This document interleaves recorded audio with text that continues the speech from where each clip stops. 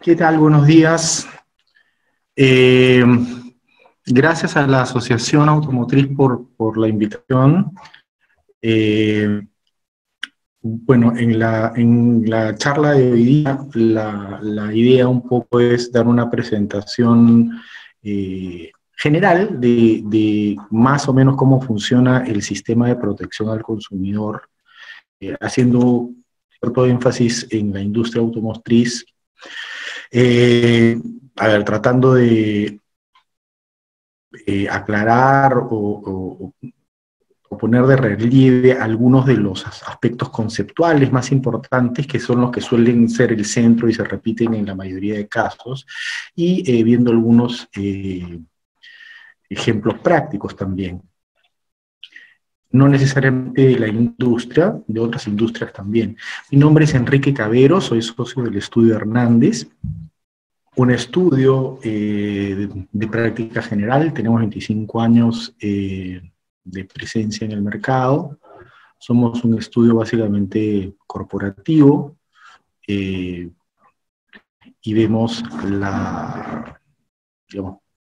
prácticamente todas las áreas de práctica del derecho.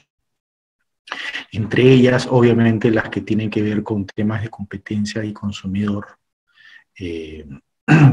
como el tema de protección al consumidor que vamos a ver hoy día. Para entrar un poco ya en el tema, en un caso de protección al consumidor, en el derecho de protección al consumidor, lo primero que tiene que existir, el eje central alrededor de lo cual gira todo el sistema de protección, es lo que se llama la relación de consumo. Es decir,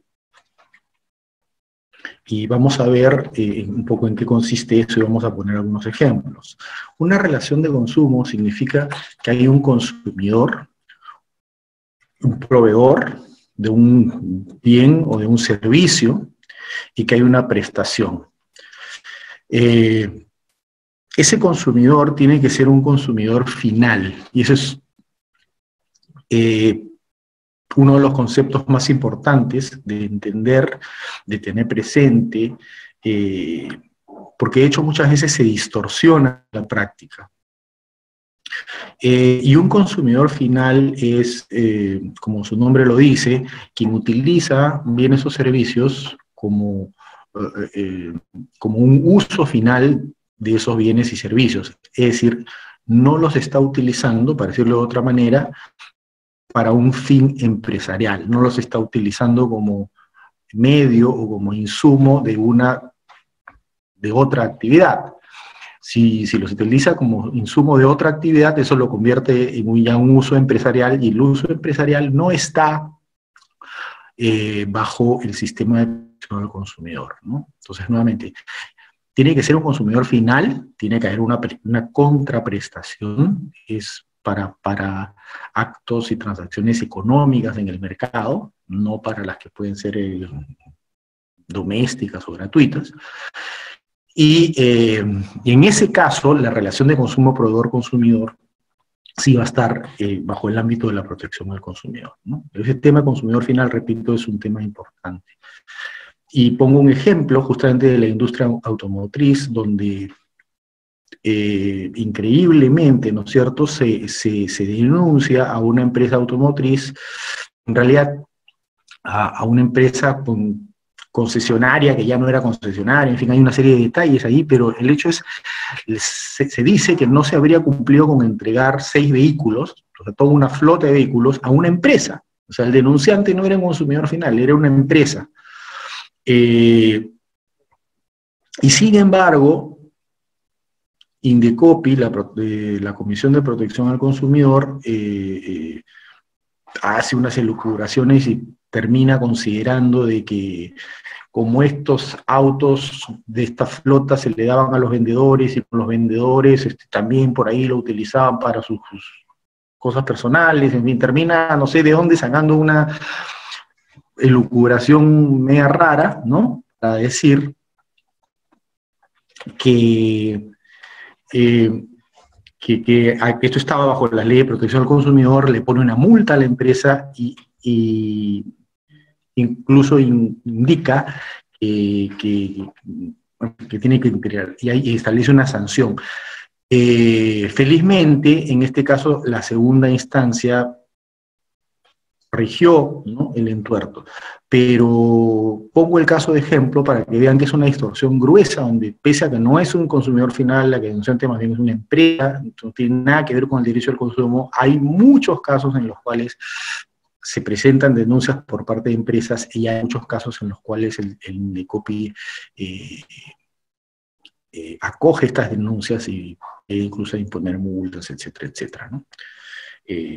O sea, sí hay una excepción, y cabe decir esto, sí hay una excepción que tiene que ver, no siempre son consumidores, pueden ser empresas solamente cuando se trata de microempresas, empresas muy chiquitas, menos de 20 trabajadores, y ahí puede haber alguna que otra excepción, pero más allá de eso deberían ser siempre consumidores finales. En este caso, por ejemplo, no era ni de lejos una microempresa, y sin embargo se produjo la distorsión de la que estoy comentando. Otro caso, por ejemplo, que tiene que ver, algunos casos, algunos ejemplos, ¿no? Hay un caso donde un señor compra en una página web unos colchones y estaban a una súper oferta. En realidad había ocurrido un error con la plataforma, en fin, la cosa es que los colchones estaban baratísimos y entonces esta persona aprovecha para comprar y compra 60 colchones. Entonces, otra vez, un consumidor final, ¿para qué necesita 60 colchones, no? Hay algo raro ahí, o los va a vender, es una empresa, qué cosas le ocurren. Entonces, si uno investiga un poco más, al final efectivamente se trataba de una empresa, era un hotel, ¿no? Entonces no tenía esta calidad de consumidor final.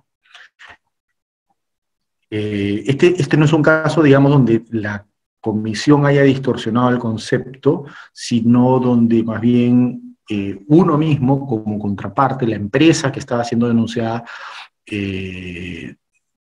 tuvo que investigar un poco y entrar poco a los hechos del tema para entender de que se trataba de un uso empresarial, ¿no? Por los indicios que había de que se trataba de un uso empresarial. Entonces, acredita que esto es un uso empresarial y que no es un consumidor final, y el caso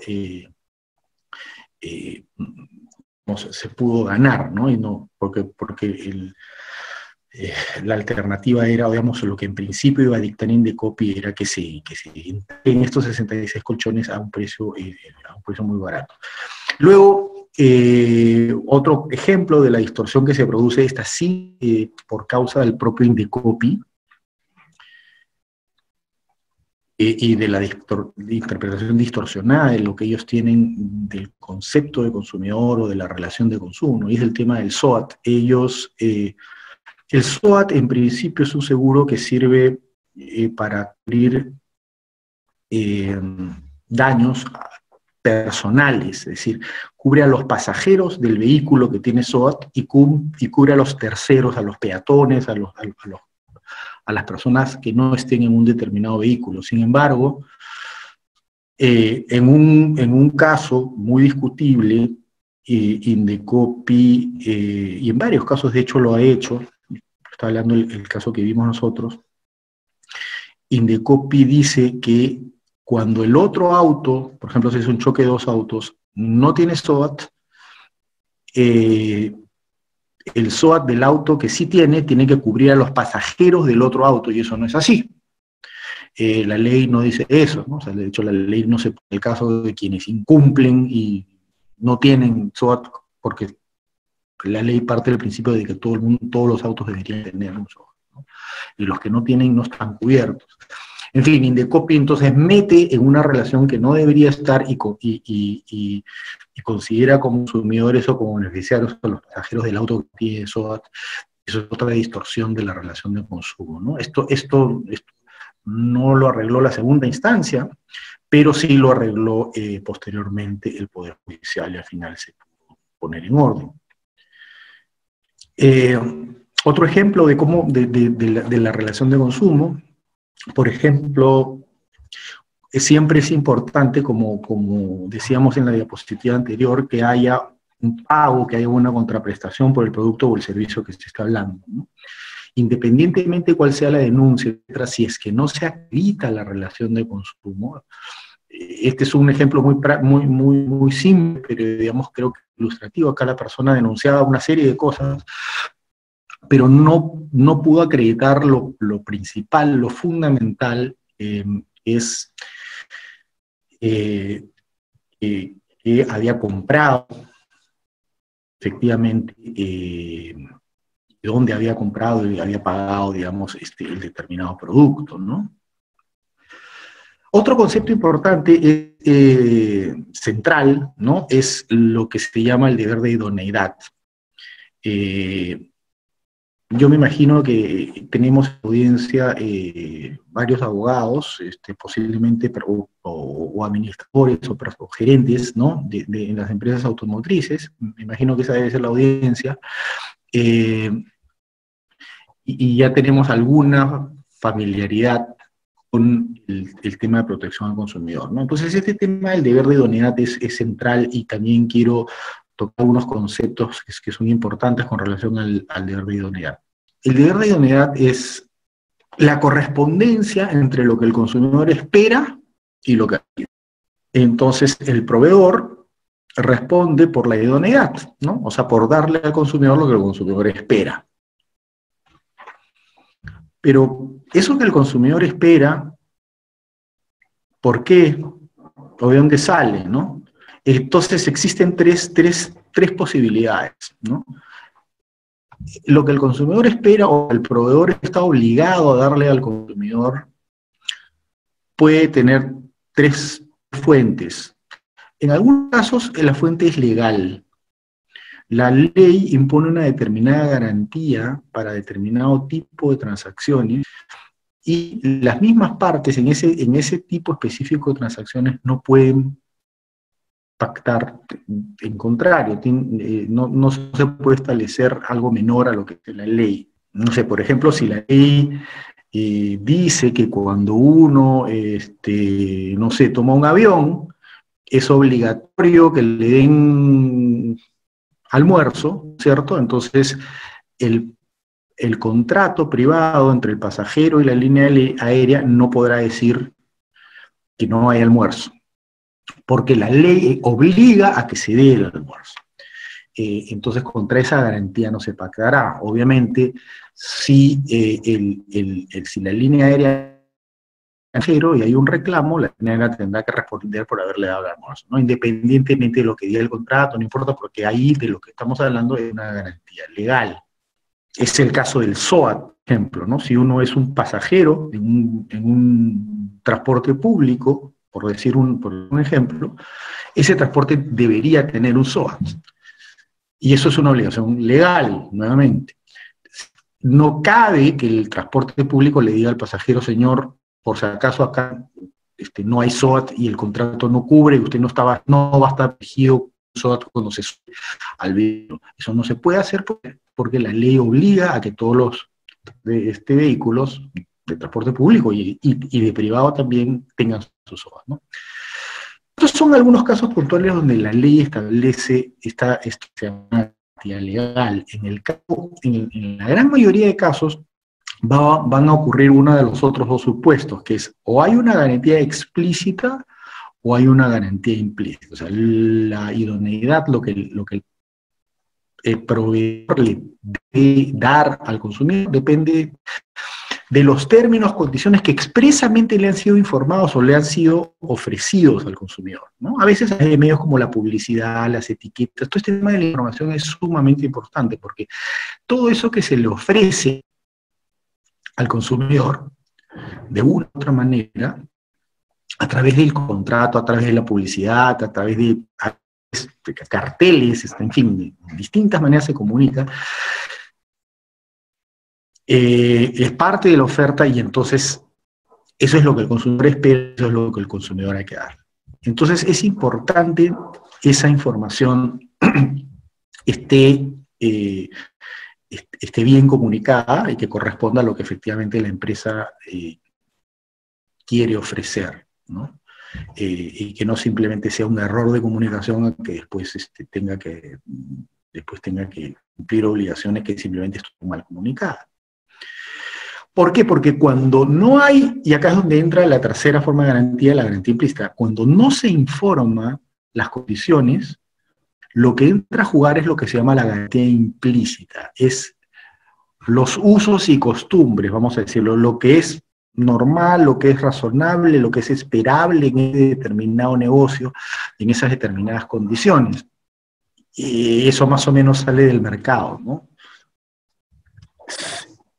Pero eso, repito, entra a jugar cuando no se ha pactado expresamente. Entonces, si a mí me dicen, te vendo un pasaje a Argentina, cuesta $1000, ok, y yo compro el pasaje y después resulta que es un pasaje de bus, y yo diría, un momentito, eso no es lo usual. Yo pensé que era un pasaje de avión, por el precio, ¿no?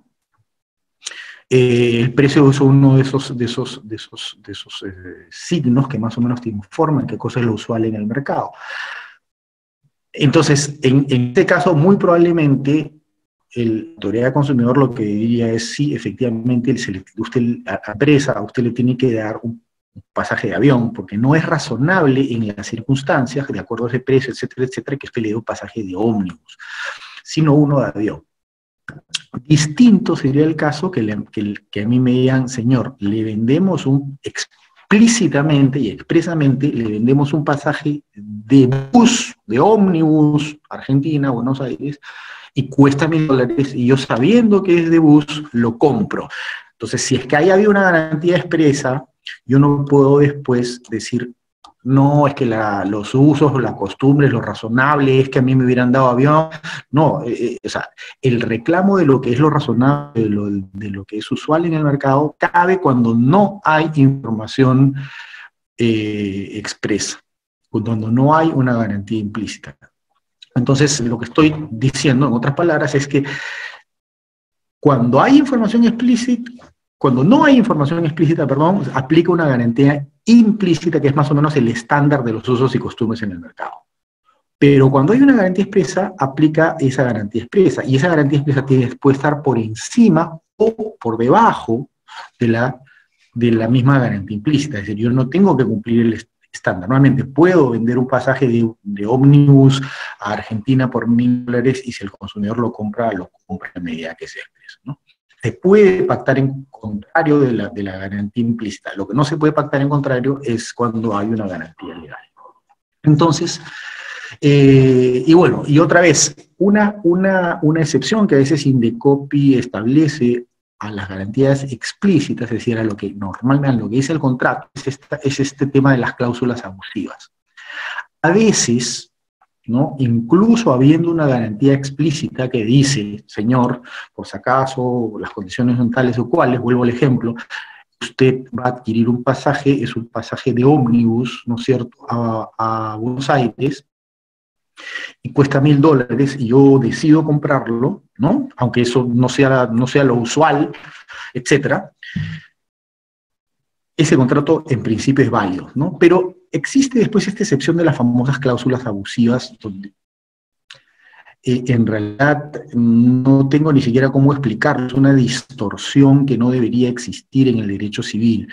Las cláusulas abusivas, digamos, el concepto del abuso, su naturaleza proviene de cuando hay una posición de poder, ¿no? Es una institución que tiene que ver más con el derecho antimonopolio que con el derecho civil o el derecho del consumidor.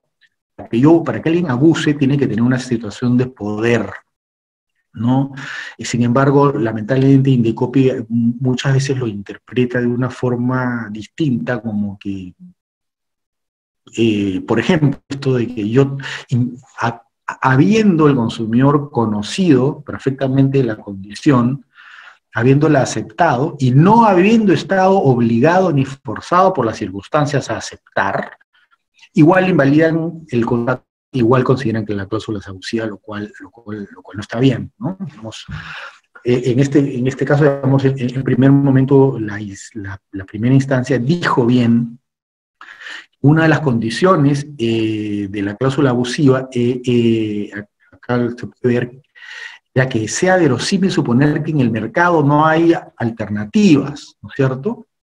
Entonces, claro, si no hay alternativas en el mercado, entonces ahí sí se puede hablar, se puede comenzar a hablar de un abuso, porque hay cierto poder que tiene el proveedor.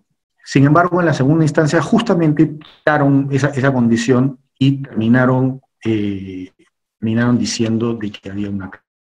Esto es una cosa, en todo caso,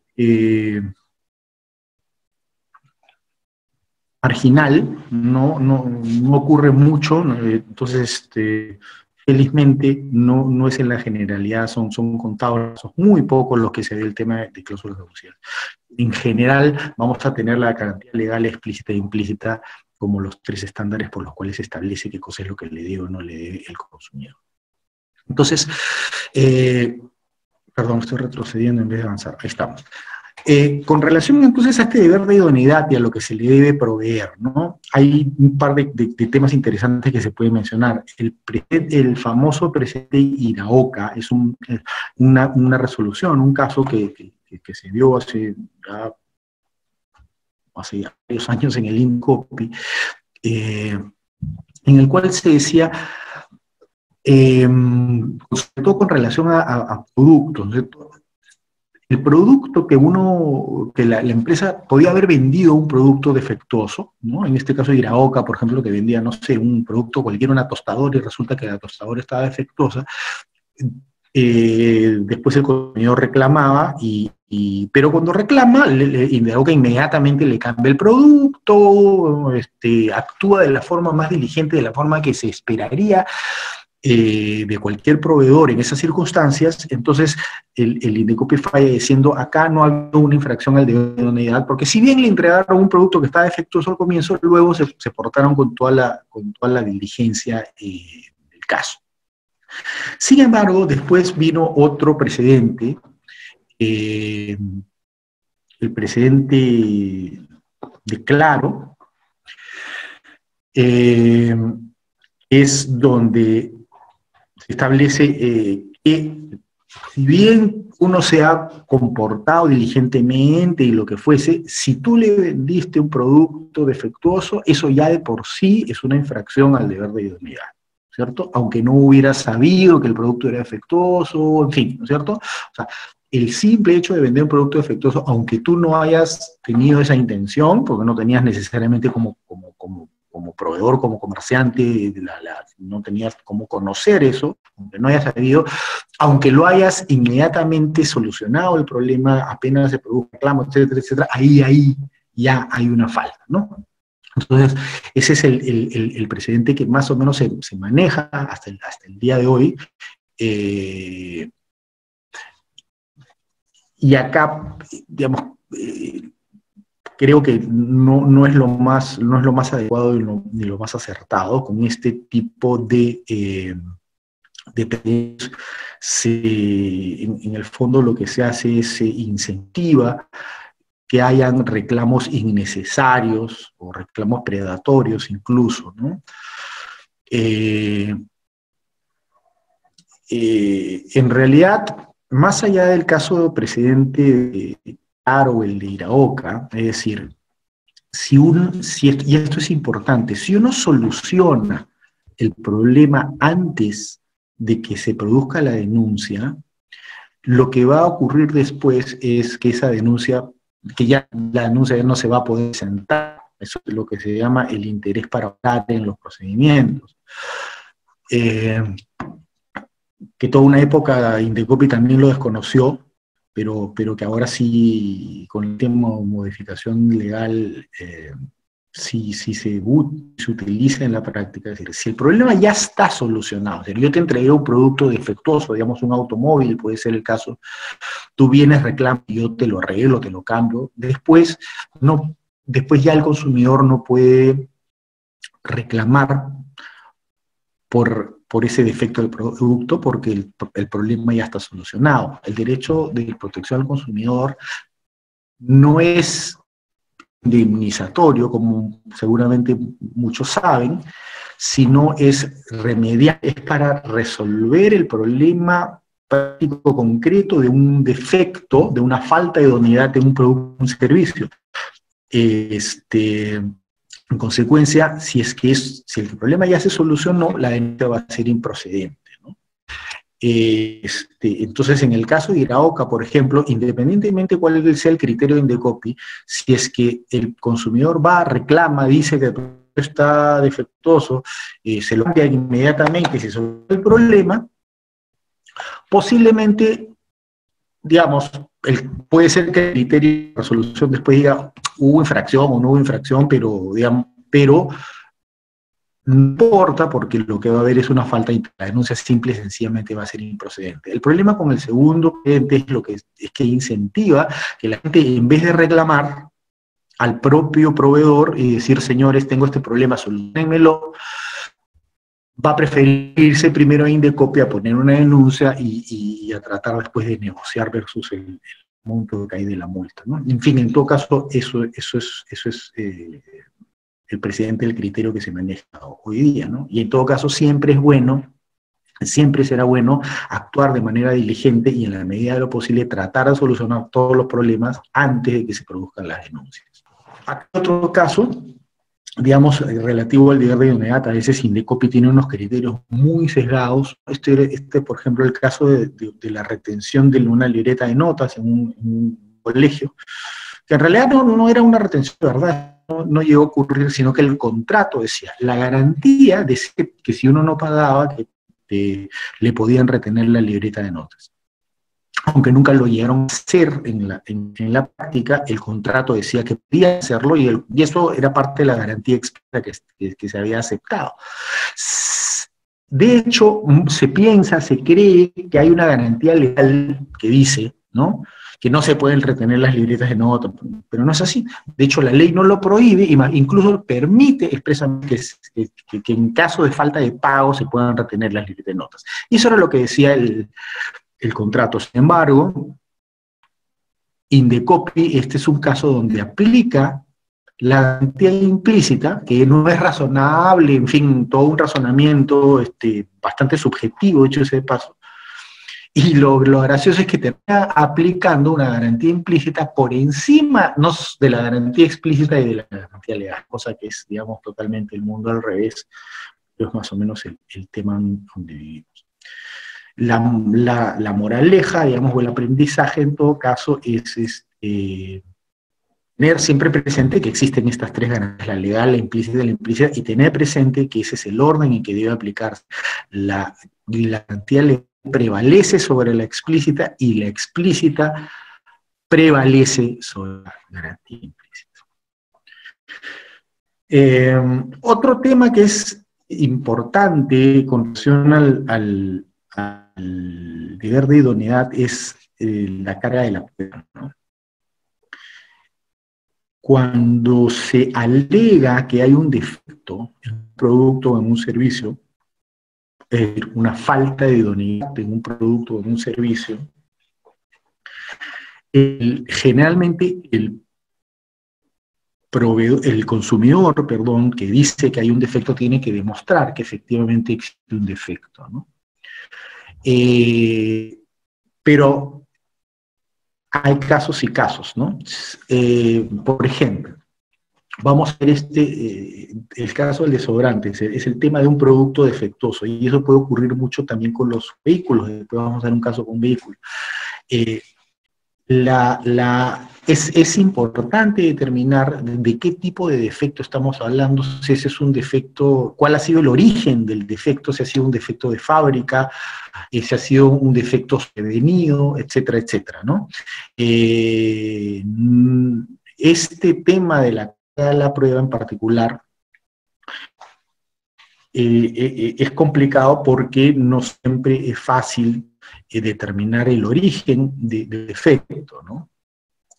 Por ejemplo, acá hay una persona que viene y que dice que tenía una alergia, perdón, que dice que tenía una dermatitis, un problema en la piel, y decía que había sido causado por su desodorante, ¿no es cierto? Lo cual significaría primero que hay una relación de causa y efecto, ¿no? De que efectivamente había sido causada por el desodorante, ¿no?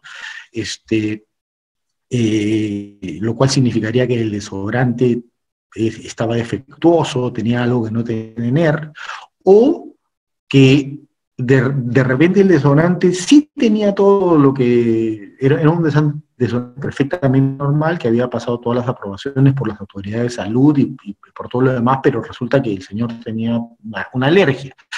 Y en esos casos, bueno, entonces no es un tema de defecto del producto, sino es simplemente una alergia, ¿no? Pero ahí con las alergias aplican ya otro tipo de reglas, por ejemplo, que tienen que ver con las garantías legales, a las advertencias que tiene que tener el producto, etcétera, etcétera, ¿cierto? Y entonces hay un tema siempre con todos estos factores que son complejos, generan que el tema de la prueba sea un tema complejo. Y lo que no puede ocurrir, pero que sin embargo, lamentablemente muchas veces ocurre, es que Indecopi le pide a la empresa probar que no ha tenido la culpa, ¿no es cierto? Para los abogados que están en la audiencia y que me escuchan, saben que existe una cosa que se llama la prueba negativa, que no se puede probar.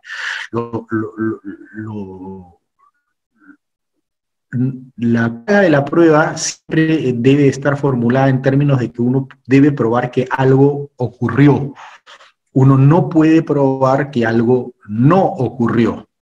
Eso no se puede. Es, digamos, materialmente imposible demostrar que algo no ocurrió. Por eso es que uno,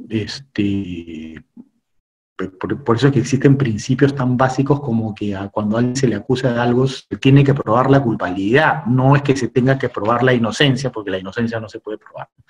Claro, a veces se puede probar que otra cosa ocurrió al mismo tiempo, en el mismo lugar, y entonces de eso se deduce que lo otro no ocurrió, y se puede terminar indirectamente demostrando que eso no ha ocurrido, pero generalmente eso no es así. Generalmente la prueba es en sentido positivo. En otras palabras, el proveedor tiene que demostrar que había un defecto en el producto, el consumidor, perdón, que reclama tiene que demostrar que había un defecto en el producto, ¿no?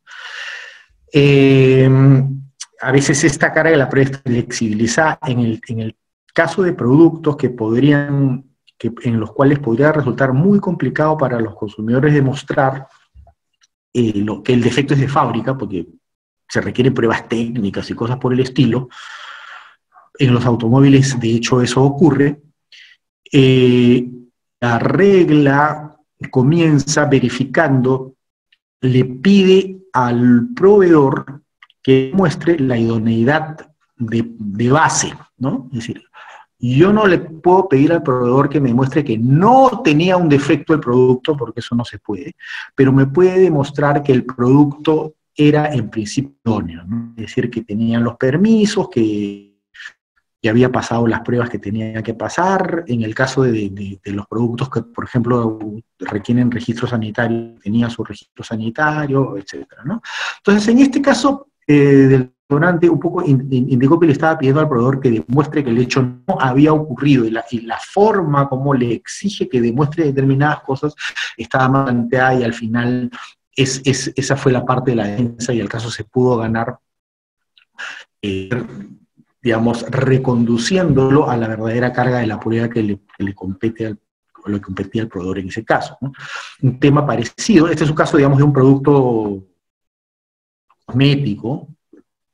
He querido poner otro que tiene que ver con un caso de alimentos, ¿no? Acá había una señora, por ejemplo, que decía que, y este caso de los alimentos a veces es común de ver, ¿no? Se aparece una persona diciendo que ha encontrado algo extraño en el producto, ¿no?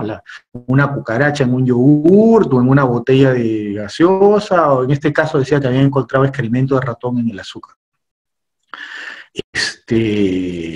Nuevamente, es un tema de carga de la prueba, ¿no? Y la persona pretendía demostrar esto a través de unas fotos donde no se sabía, pues, que había una cosa un poco oscurita, pero esa cuestión oscurita podía ser cualquier cosa, ¿no? Evidentemente, para alguien que pretende demostrar o sostener que se trata de, en este caso, excremento de ratón, una foto no va a ser una prueba suficiente, ¿no? Entonces la empresa trajo unos análisis de que a veces podían haber unas cosas ocultas que no era que era simplemente azúcar quemada y ya está, ¿no? Nuevamente reconducir la carga de la prueba, ¿no? Caso de un caso automotriz, esta persona denuncia porque decía al consumidor que el sistema del vehículo le había indicado una falla en el sí, ¿no? Aparentemente la pantalla le arrojaba, y me parece que en este caso tenían una foto de que efectivamente decía falla, un fallo desperfecto, ¿no? Sin embargo, más allá de esa fotografía del sistema, del mensaje del sistema, no se demostró que el producto en realidad tuviera ninguna falla, una falla en el mensaje en todo caso, pero no había una falla real, o no se pudo demostrar, ¿no es cierto? No se hizo todo un peritaje y no se demostró. Entonces, nuevamente un tema de carga de la prueba, ¿no? Más allá de una simple foto, el consumidor que alega un hecho bastante más complejo no lo puede mostrar, ¿no? Y de hecho, los peritajes que ordena la propia Indecopi de oficio, con eso tampoco se puede mostrar. Otro tema que tiene que ver directamente con el deber de idoneidad es los principios de discriminación,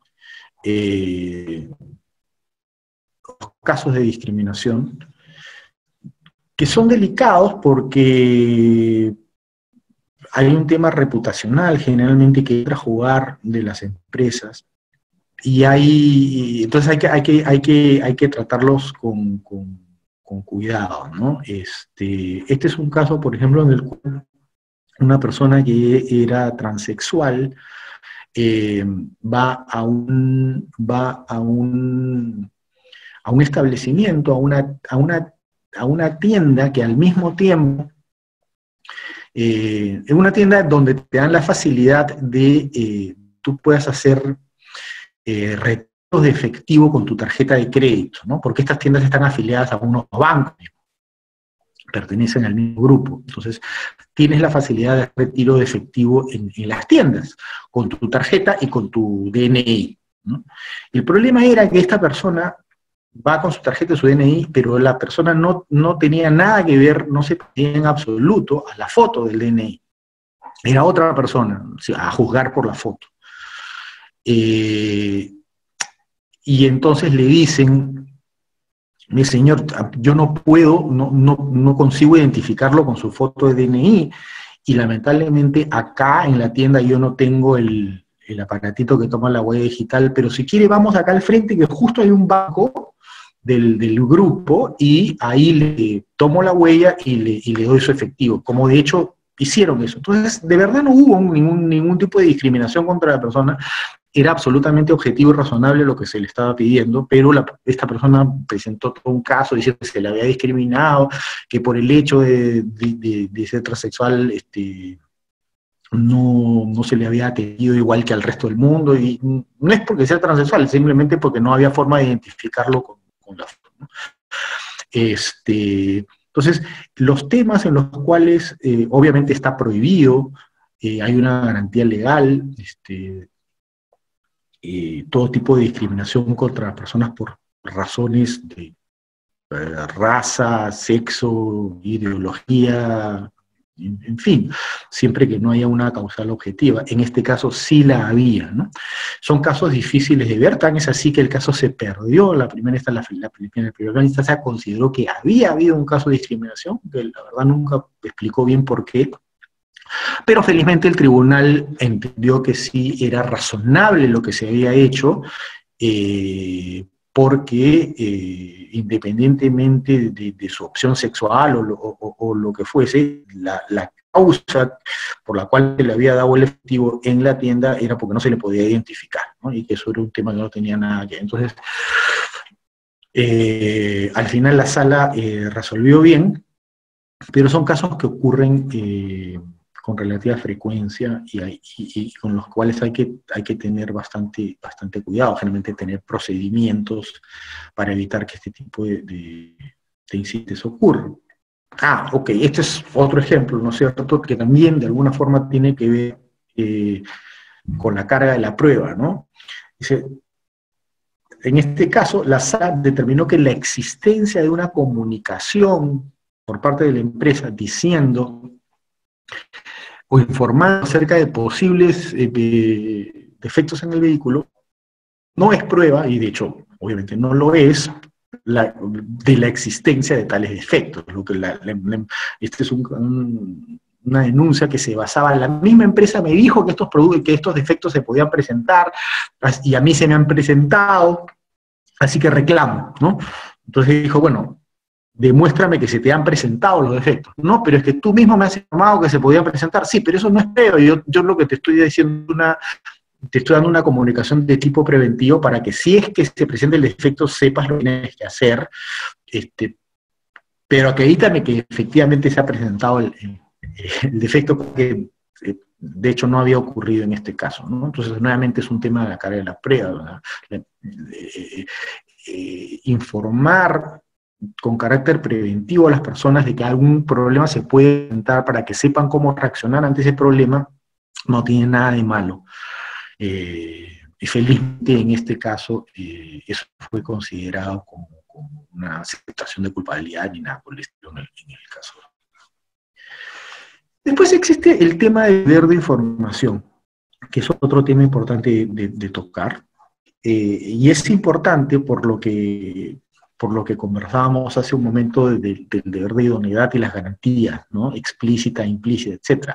La garantía explícita, que en la gran mayoría de casos es la que debería prevalecer, si es la que debe prevalecer. Cuando no hay una garantía legal, debe prevalecer la garantía explícita. Y eso depende del proveedor, es decir, ¿y de qué depende? Depende de que el proveedor informe adecuadamente cuáles son las condiciones que quiere respetar, las condiciones que realmente son su oferta en el mercado, y que después no tenga que estarse sujetando al cumplimiento de estándares o de cosas que subjetivamente otra gente se puede inventar, ¿no? Entonces, cuando no hay una ley que te obligue o que te establezca un parámetro específico, lo que debe ocurrir es que vale lo que tú efectivamente has ofrecido y no lo que el mercado dice o lo que Indecopi dice, sino lo que tú efectivamente has ofrecido. ¿Y eso cómo se hace? Bueno, informando correctamente a cuáles son las condiciones, los términos, los límites, etcétera, ¿no? Sobre todo cuando van a estar por debajo del estándar implícito que funcionaría si no informas adecuadamente.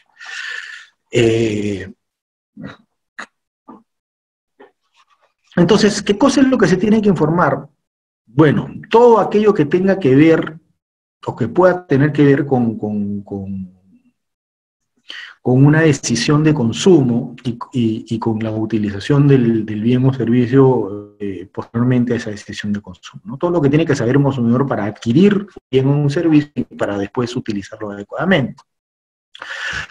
La información tiene que ser oportunamente, tiene que ser hecha oportunamente para que pueda ser utilizada, tiene que ser suficiente, veraz, etcétera, etcétera, todo lo que probablemente ustedes ya saben, ¿no? Y como repito, los conceptos se relacionan en identidad e información íntimamente, porque la idoneidad, el estándar de idoneidad, que es lo que el consumidor espera recibir y el proveedor obligado a darle, depende de lo que el proveedor haya informado, haya ofrecido, ¿no es cierto? Solamente cuando la ley dice algo va a valer la ley, y cuando el proveedor no informa adecuadamente va a valer los usos, costumbres o la garantía implícita. Hay una serie de aristas, ¿no? Depende de los casos, en fin, en los casos de alimentos, y una serie de productos en el mercado, por ejemplo, el rotulado es importantísimo en los productos de consumo en general. En el caso de los vehículos, en la automotriz, los manuales, ¿no? He visto más de un caso, por ejemplo, donde el manual que le dan, que se entrega con el vehículo, no corresponde exactamente al vehículo, ¿no? Eso genera una serie de problemas, que claro, porque el consumidor después es que el manual decía tal cosa y después explicarle, no, es que lo que pasa es que el manual no era el correcto, no era el modelo, porque ese, en fin, y la información que se puede proveer a través del contrato, de la factura, de las comunicaciones por correo, de las mismas actas de servicio, en fin, todo tipo de información que podría terminar teniendo algún tipo de consecuencia en la idoneidad del producto o del servicio, de ambos, en el caso de los vehículos, para casos posteriores de consumidor, ¿no? Y bueno, el tema de la información, hay un aspecto adicional, es no solamente más allá de lo que acabo de decir, de que tiene que ver con lo que el proveedor desea y debe, de hecho, informar, para estar después llegado por las razones correctas, o por la información correcta. A veces hay requisitos legales, ¿no? Que la ley indica que uno debe incluir determinadas cosas en la información, en publicidad, etc. Y entonces, realmente, cuando hay leyes particulares, reglamentos que dicen que determinada información debe ser proporcionada o debe ser incluida en la publicidad o en los materiales, entonces también hay que incluirla, ¿no? Ahora, ¿qué ocurre con el deber de información? En fin, ya estos son casos más prácticos para temas específicos de cómo se llevan los procesos de protección al consumidor, ¿no? Este es un caso, por ejemplo, donde, fíjense, ¿no? Se contrata un servicio de asesoría para obtener visa. Tú me asesoras en qué cosa tengo que hacer yo para tener una visa y para que de hecho me den la visa, ¿no es cierto? Necesito que me den una visa por 3 meses y tú me asesoras. Efectivamente, se presta el servicio, o sea, se le asesora a la persona, le dan la visa, pero no se la dan por 3 meses, se la dan por 2 meses. En la asesoría ya estaba completada, obviamente no era que te den por más o menos tiempo no era parte del servicio, el servicio era simplemente una asesoría. Después el cliente un día llama a esta empresa y dice, oiga, informe porque quiero saber cuánto tiempo me dieron la visa. Y la persona en ese momento se equivoca y le informa mal. Y le dice, te la han dado por 6 meses, o le dice cualquier cosa que no era la información correcta. ¿No es cierto? Entonces, aparecería vista de que, ocurre de que la empresa le ha dado una información incorrecta al consumidor. Pero una información, fíjense, ya no tiene nada que ver con el servicio prestado. Porque mi servicio de asesoría ya comenzó, ya terminó, ¿no? O sea, la información que yo te tenía como parte de mi servicio, te la di en su momento cuando te di el servicio. Que tú me vengas a preguntar una cosa cuando mi servicio ya terminó, ya fue ejecutado, ¿no es cierto? Y me vengas a preguntar una cosa que además tú tienes mejor información que yo, porque tú tienes el pasaporte en la mano, no tiene ningún sentido, ¿no? Pero, claro, ahí la respuesta, en vez de responderle y decirle, sí, tienes visa por 6 meses, Era un error de esos que tienen, porque ustedes saben, en inglés a veces el número del mes va primero y el número del día después. A veces nosotros ponemos el número del día y después el número del mes, entonces eso a veces se presta a confusión.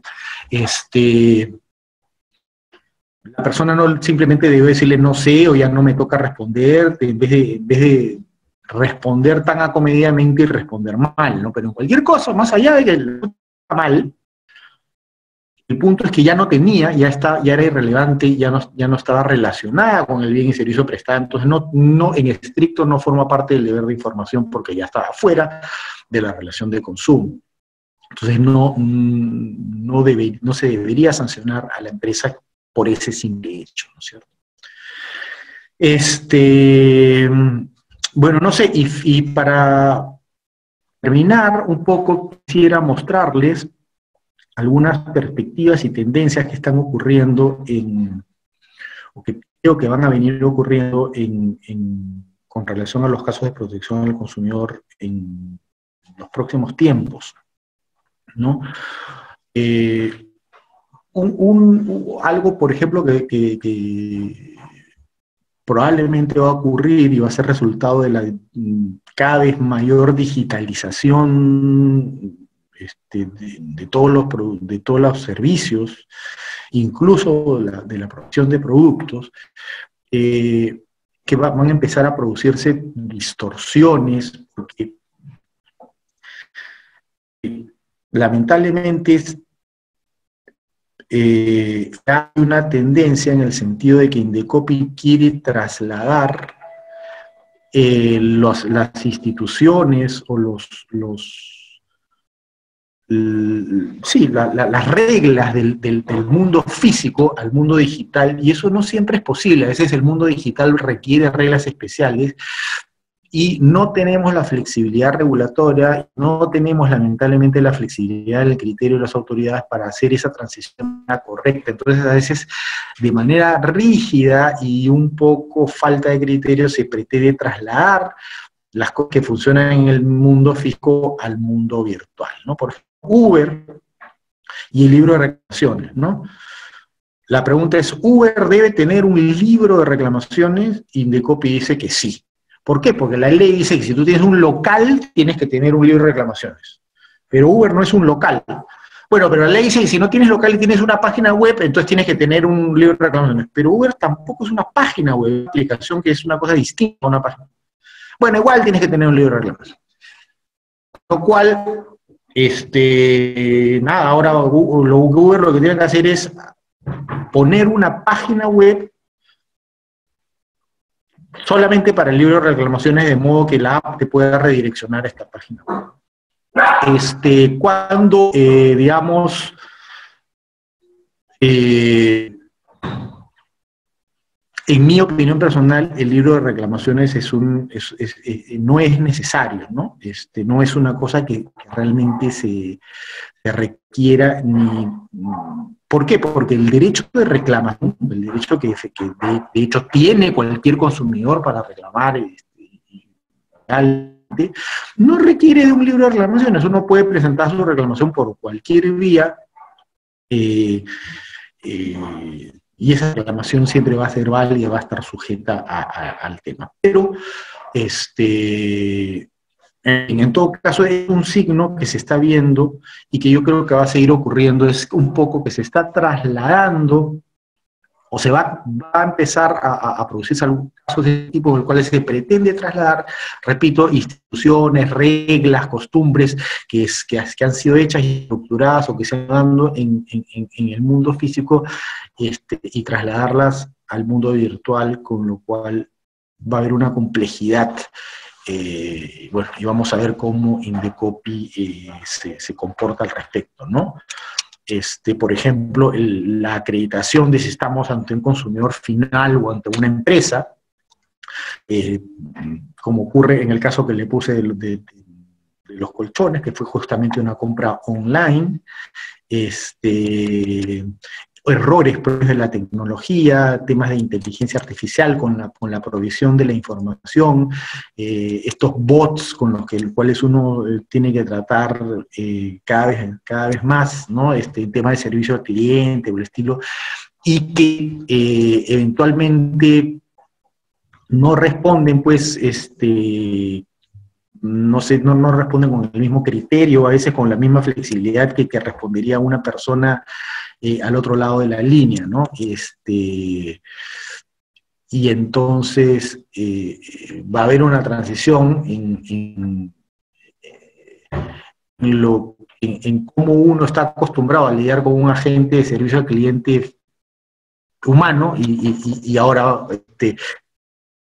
cada más como un robot. Lo que sí les puedo decir es que esos robots han venido para quedarse y cada vez van a proliferar en mayor cantidad, ¿no?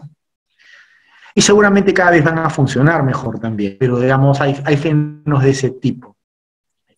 Hay mucho que ver. Ahora el derecho de protección al consumidor se va a ligar y a entrelazar, ya está bastante entrelazado, pero esto cada vez va a ocurrir más con el tema de protección de datos personales. Los modelos de negocio cada vez más están basados en la utilización de la información, y no digo solamente para publicidad, sino para diseño de producto, para un montón de otras cosas. Estos temas van a estar cada vez más entrelazados, y así. En general, la digitalización es un fenómeno al cual vamos a irnos adentrando cada vez más, y va a haber todo, y lo que se viene es todo un proceso de adaptación, repito, en el cual las instituciones a las que hemos estado acostumbrados en el mundo físico se van a tener que ir adaptando a veces criterios del INDECOPI, ¿no?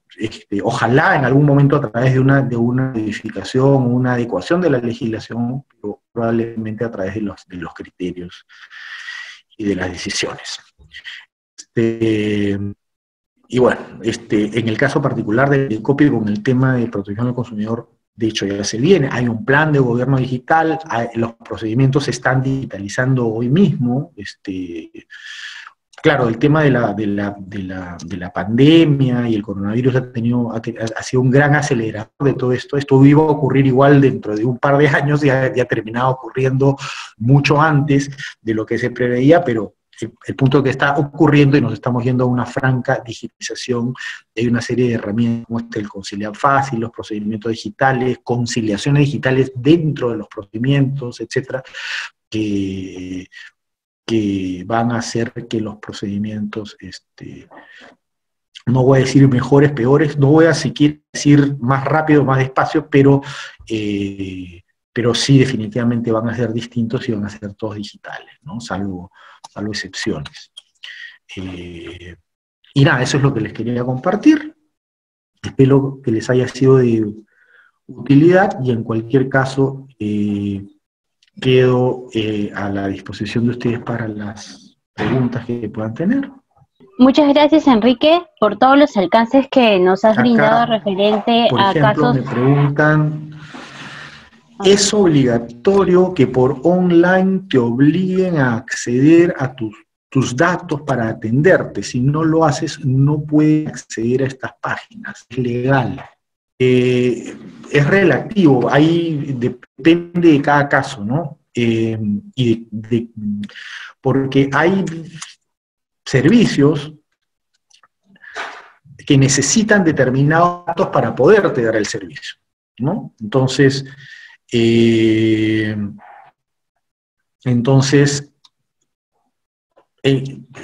lógico que te pidan determinados datos para que tú me des el servicio.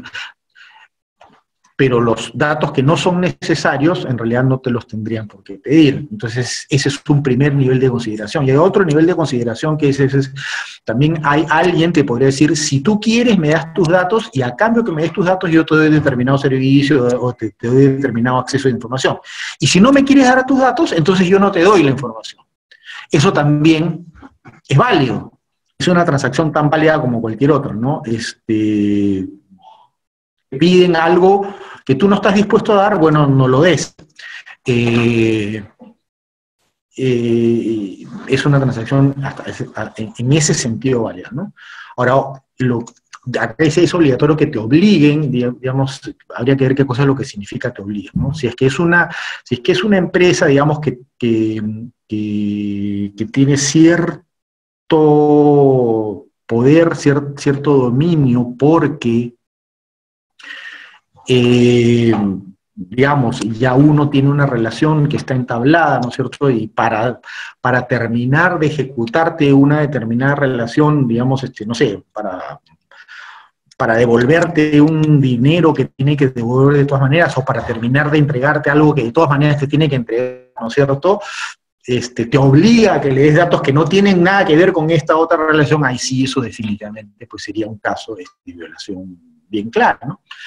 Otra pregunta es válido que un concesionario, teniendo los datos que el cliente ha ingresado a la página web para que le coticen un vehículo, se contacte directamente por WhatsApp, o sería necesario pedirle permiso antes? Esa es una pregunta, a ver, depende para qué.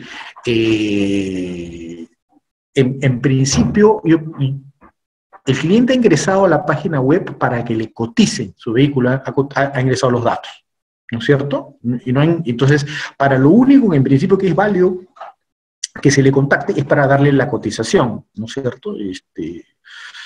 Ahora, en general, sí es válido hacer un primer contacto, sí sería válido hacer un primer contacto, y en base a ese, además, siendo el caso que ha pedido una cotización, que se le contacte para darle la cotización, y que, por ejemplo, al mismo tiempo se le pida permiso para mandarle posteriores comunicaciones, ¿no? Entonces hay que hacerlo bien, hay que hacerlo de la manera correcta, ¿no? Porque eso o sería necesario pedirle permiso antes no se puede, ¿no? O sea, no puede pedir permiso antes de la primera vez, siempre hay una primera vez. Entonces, esa primera vez es válida, en este caso sería válida, respecto de alguien que dio sus datos para una cotización, al momento que se le da la cotización, pedirle permiso para las posteriores comunicaciones. Si es que no tenemos preguntas, entonces nada, lo dejo ahí, espero que les haya sido de utilidad, y muchas gracias por su atención. Muchas gracias, Enrique, por todos los alcances que nos has brindado referente a casos específicos del sector automotor. Antes de culminar, quiero darle el pase a Chelsea Lamarca, subgerente del Departamento Legal de la Asociación Automotriz, quien nos va a dar algunos comentarios al respecto de este tema. Buen día, Chelsea. Buenos días a todos. Gracias por la asistencia, gracias, Enrique, por la charla. Realmente en áreas del derecho en que se construye a través de precedentes es muy importante conocer los casos prácticos, ¿no? Definitivamente la labor del abogado es buscar todos estos hilos conductores transversales que sirven de criterios y que son aplicables a cualquier tipo de casos independientemente del sector. Así que ha sido muy instructiva la charla.